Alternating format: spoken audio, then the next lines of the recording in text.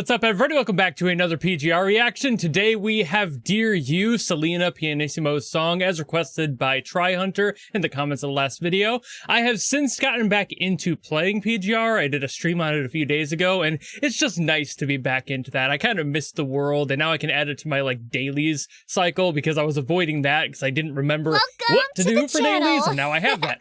Somebody just subscribed to me. I didn't realize I was still on my streaming layout. I should probably change that. Anyway, I guess without further ado, let's go!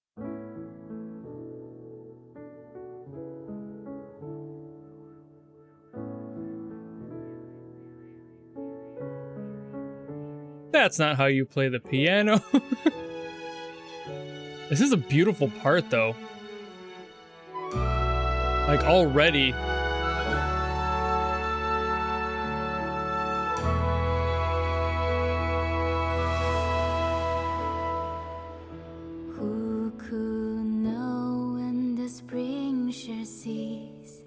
Someday after an odyssey, for now we just enjoy the peace. The clean guitar, little distortion in there. I will memorize relatively clean. the praise and the afterglow that I cannot see. This is a gorgeous chord progression. It's an extremely emotional one. Definitely tracks.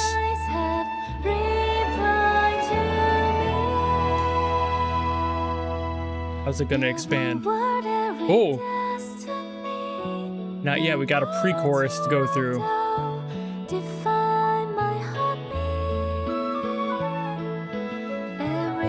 Oh! Oh! Sorry, I love that bass line there.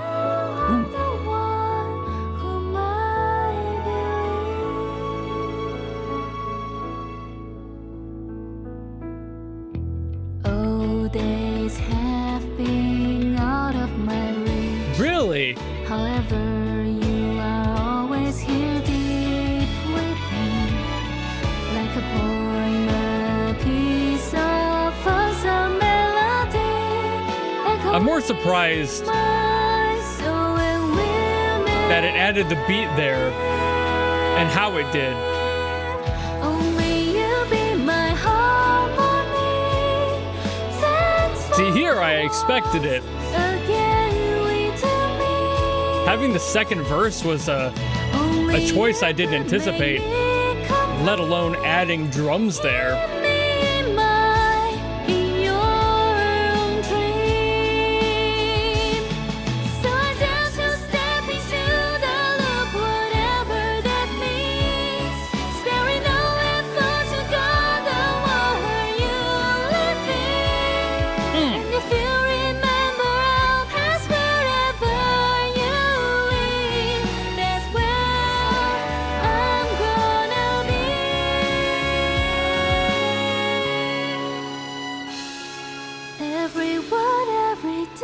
Kind of a weird place to just throw a crash cymbal.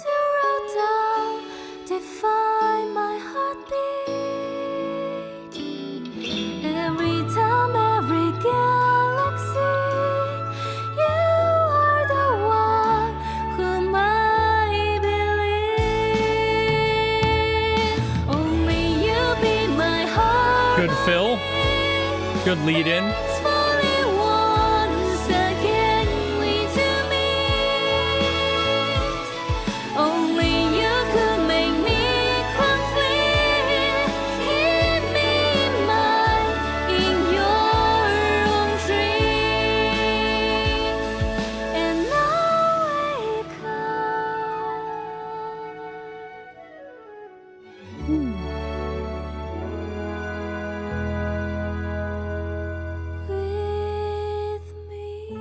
I love that little scale in there.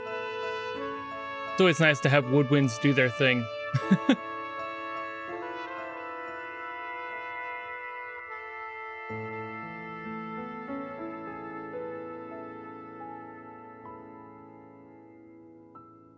Ooh. One last note at the top. A beautiful, beautiful chord progression.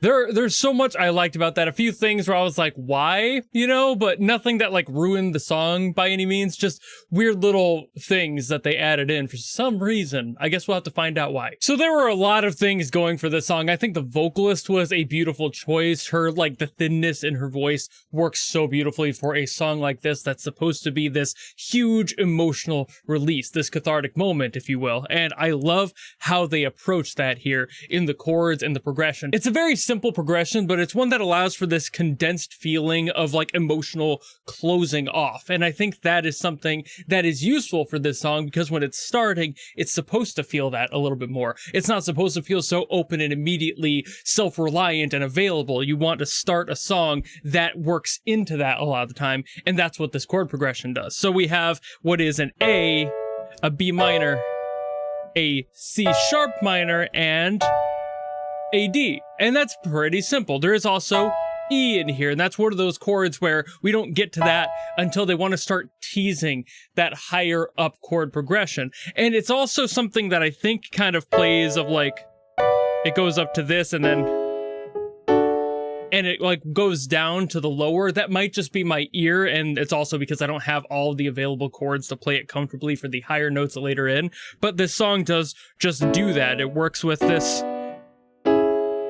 beautiful build, and then when it wants to reach up, it goes to the E, and it also goes to an F sharp minor, and that is like one of the larger, higher chords we get in this progression, and that's mostly something that happens during the chorus progression, which is slightly different. And when we do get to that chorus progression, it starts on that E. Like I mentioned, it was kind of a tease up to that point, and we do get that here. There also, side note here, this is not part of the chorus progression, but there was this E flat minor diminished, which I love that they had in here. It was a little bit earlier than this in the song. It was in the first half of the song, but it's one of those chords that I don't think ever shows up again. And it's just something that kind of breaks things down a little bit emotionally. And again, it kind of plays into that progression for like where the emotions are going to go. So anyway, back to the chorus thing, we have that E, and it goes, okay, E, and then we start back actually in the chorus for the A,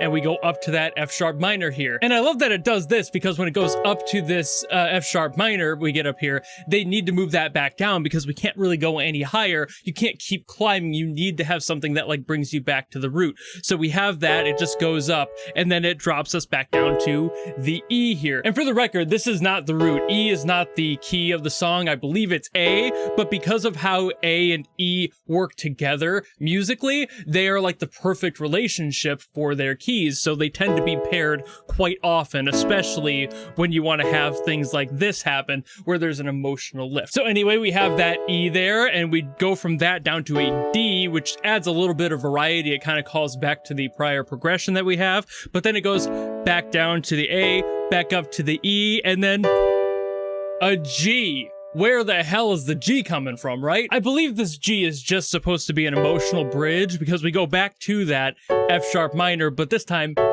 it's a seventh. So we have the F sharp seventh, minor seventh there, climbing back up, and it just adds a little bit more body to it. We have that process there, and then we also have another seventh here. And if you didn't already notice it, this F sharp minor is an A. It's an A with the F on the bottom, or the F sharp on the bottom. So we have that, and then when we go up to the B minor seventh right after that, very similar situation. We have this, but these three, that's a D. So now we have two chords that are holding this song together and kind of latching it back to the prior progressions, the chords that we had there, and it just works. You know, this is just how music theory do, and it's just part of why this song feels like it's so connected, even though we're starting to spread into those other chords and make things a little bit more broad and kind of reach those higher highs in the emotional spectrum. This is just how this song works, and that's pretty much it as far as the chords go and how they handle each other. There is a little bit of weirdness that happens near the end, but that's mostly just for flavor.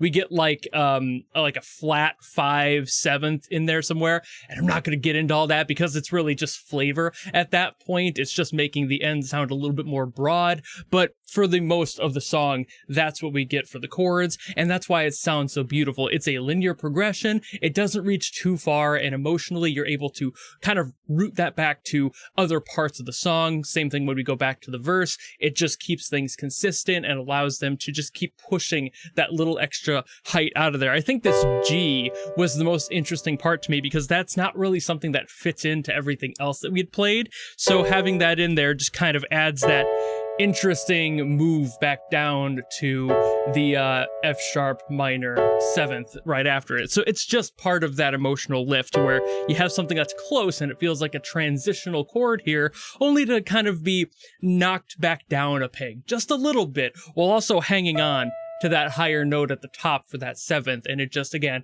emotional awareness, complexity in this song. That's why it feels so gorgeous and why it tells the story so effectively in the sound. It's just really good. Now, there are a few things about the song I obviously called out I thought were kind of weird. That one crash cymbal. As a drummer, don't know why the hell you would put that in there. There really was no reason for that to be in there. You could remove that. Honestly, it would sound a lot more concise at that point. It's just a moment of like overplaying kind of in a way where I don't think that they actually had somebody playing this. It was probably samples, but that's even more confusing of like, why choose that there? It doesn't really accent anything. It doesn't really have a moment. A swell would have been much better. Just a cymbal swell would have been perfect. I don't know why they chose to just slap in a crash sample there, but for whatever reason they chose to. Not the worst choice ever, just not the one I personally would have made. I would have either left it alone or done a longer trailing cymbal swell there. Just, again, personal taste on that end. And the other thing was the drums in the beginning, having the verse and then kind of leading into a pre-chorus to go back to a verse, then to the chorus. That's not necessarily out of character at all. That's something that happens in a lot of music, and a lot of composers will do that sort of thing. You don't have to stick to verse, chorus, verse, chorus. I talk about that quite often. But I do think it's a little bit strange that they decided to add the drums where they did, where they introduced them. I personally would have held off until the chorus started to hit, because that feels more like an emotional release there, and maybe just started doing some accent things, some like cymbal tickety taps, just kind of dancing around the cymbals, not doing too much, but also introducing the texture accents that are in there and having those be a part of it.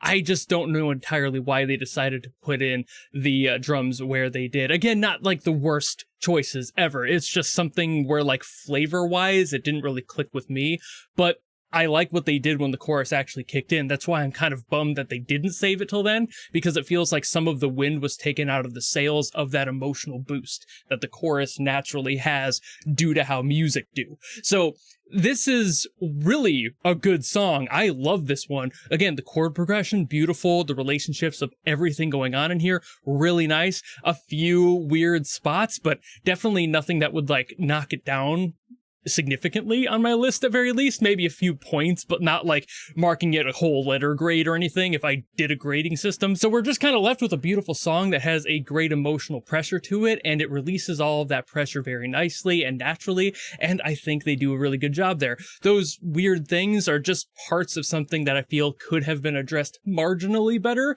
but it doesn't, again, affect like the entire image of the song. They still did a beautiful job, and I love what they did. But I do think that's about all I gotta say on this one, so thank you all so very much for watching. If you enjoyed this video and you want me to get to something else from PGR, by all means, drop in the comments below, and I will do my best as always to get to those. Or if you don't want to do any of that, maybe just want to follow me and support me for more stuff coming in the future, you know how to do all that, and I'll see all of you in the next video. Goodbye!